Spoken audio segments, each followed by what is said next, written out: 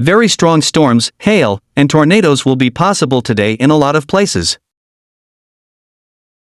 We have a mesoscale discussion currently in place.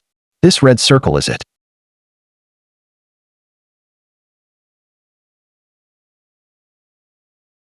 Today will be a very scattered and messy severe weather day, so it's kinda confusing.